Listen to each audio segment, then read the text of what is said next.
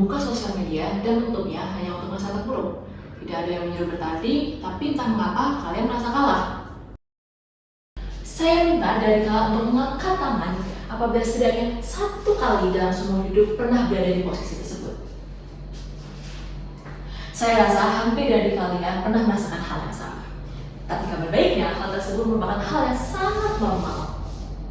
Melihat orang mengupload foto diri, teman mengupload foto berlibur, foto dengan pasangan, ataupun foto penghargaan baru, atau mendengar seseorang mendapatkan pencapaian baru, dengar teman mendapatkan hal yang dari dulu sedang kita kejar. Hal-hal tersebut membuat kita muncul pertanyaan di kepala. Kok dia bisa ya, sedangkan aku nggak bisa? Kok hidup aku gini-gini aja ya? Kok hidup dia lebih baik daripada aku? Dan banyak pertanyaan lain yang menuju kepada ketidakpuasan akan hidup kita. Menurut seorang psikolog Leon Festinger, hal ini disebut dengan social comparison theory, yaitu ketika seseorang menilai harga diri dan kemampuannya dengan cara membandingkan diri dengan orang lain yang dianggap sebagai standar. Kita hidup dalam masyarakat yang memiliki banyak sekali jenis dari masyarakat itu sendiri dan memiliki kasta sosial yang berbeda-beda dengan kita. Dalam hidup, kita harus bersinggungan ataupun berurusan dengan mereka. Terdapat masalah dalam otak kita di mana kita membandingkan diri dengan mereka, membandingkan masalah kita dengan orang lain, membandingkan keadaan sosial kita dengan orang lain, yang dimana hidup seseorang itu hanya kita lihat secuil dari seluruh kehidupan mereka. Barusan saya menjelaskan kepada kalian mengenai membandingkan diri dengan orang lain dan social comparison theory atau teori perbandingan sosial. Terdengar sangat toksik, bukan? Namun, apakah membandingkan diri dengan orang lain selalu menjadi hal yang buruk? Jawabannya belum tentu. Tergantung bagaimana aksi kita setelah melakukan perbandingan tersebut. Sebagai contoh, seorang atlet. Seorang atlet membandingkan dirinya dengan atlet lain yang lebih senior, lebih hebat, lebih berprestasi. Namun, alih-alih merasa kerdil, atlet tersebut justru menjadikan atlet lain sebagai bahan bakar untuk menjadi lebih baik, untuk berlatih lebih giat, dengan tujuan menyamai atlet tadi atau menjadi lebih hebat daripada dirinya. Pada kondisi ini, melakukan perbandingan dengan orang lain bukanlah menjadi suatu hal yang toksik, melainkan hal baik karena bisa membawa diri kita untuk menjadi yang lebih baik. Lalu kapan membandingkan diri ini menjadi hal yang buruk?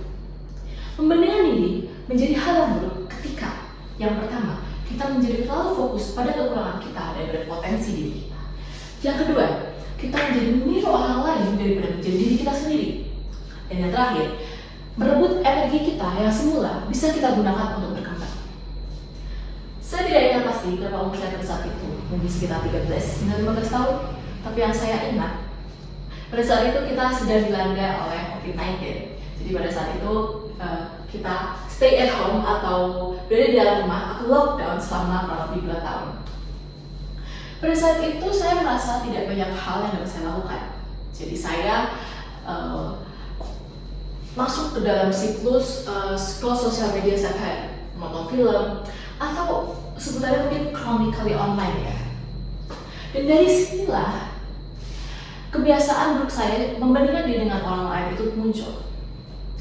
Saya ingat sekali, saya punya teman yang ketika zaman COVID itu dia tiba-tiba mengalami transformasional yang luar biasa. Dia menjadi sangat cantik, seluruh remaja di kota saya mengikuti Instagram dia, membicarakan dia, naksir sama dia. Dan sejak dari situ muncul rasa membandingkan diri saya dengan dia. Kayak, kok dia bisa ya secantik itu? Kok aku malah gini-gini terus ya selama COVID? Harusnya aku bisa. Kok aku gak bisa ya? Puncaknya adalah ketika dia terpilih menjadi semifinalis Gadis Sampul pada saat itu. Sama sekali tidak pernah dalam pikiran saya atau saya memiliki cita-cita untuk menjadi semifinalis Gadis Sampul. Namun, karena perbandingan ini, pada saat itu saya merasa sangat amat kerdil. Saya melihat postingan di Instagram dia, lalu saya berpikir, kok dia bisa ya, sedangkan aku gak bisa. Butuh waktu yang cukup lama juga untuk menyadari bahwa saya tidak ingin menjadi dia. Saya tidak ingin menjadi primadona kota, saya tidak ingin menjadi semifinalis Gadis Sampul. Namun, saya merasa kerdil karena saya itu menjadikan dia sebagai standar pada saat itu. Perasaan ini didukung juga oleh penelitian dari University of Pittsburgh dan American Psychological Association. University of Pittsburgh mengatakan, semakin sering seseorang bermain sosial media, semakin besar pula kemungkinan dia untuk mengalami penurunan kepuasan dalam hidup. Lalu American Psychological Association mengatakan bahwa social comparison merupakan salah satu penyebab kecemasan, overthinking, dan penurunan kepercayaan diri oleh generasi muda. Butuh waktu yang lama untuk saya akhirnya menemukan solusi dari permasalahan ini. Dan pada saat ini, saya akan memberikan kepada kalian solusi beserta hal-hal yang saya lakukan untuk mengatasi kebiasaan membandingkan diri dengan orang lain. Terdapat 3 solusi atau 3 prinsip yang mulai saya tanamkan dalam rangka menghilangkan kebiasaan membandingkan diri ini. Yang pertama, yaitu menentukan standar keberhasilan pribadi, bukan dari orang lain.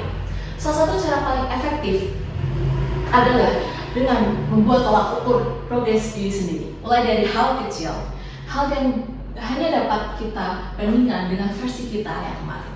Dan yang kedua yaitu membangun growth mindset. Alih-alih berpikir, kok dia bisa ya, sedangkan aku nggak bisa, mulailah berpikir, jika dia bisa, maka saya juga bisa. Menurut Carol Dweck dari Stanford University, orang yang memiliki growth mindset cenderung untuk tidak merasa terancam ketika seseorang memiliki prestasi. Seseorang yang memiliki growth mindset akan menganggap orang yang memiliki prestasi itu bukan sebagai kompetitor, melainkan inspirasi dan motivasi. Orang yang memiliki growth mindset percaya bahwa ketika orang lain bisa, maka dirinya juga bisa. Dan yang terakhir, yaitu mengalihkan energi membandingkan menjadi membangun. Apa langkah kecil yang bisa saya lakukan untuk menjadi lebih baik daripada kemarin? Ketika kita fokus pada diri kita akan berhenti untuk mengejar bayangan orang lain dan mulai untuk membangun masa depan versi kita sendiri. Solusi ini tentunya akan menjadi sia-sia apabila tidak dibersamai dengan aksi yang nyata.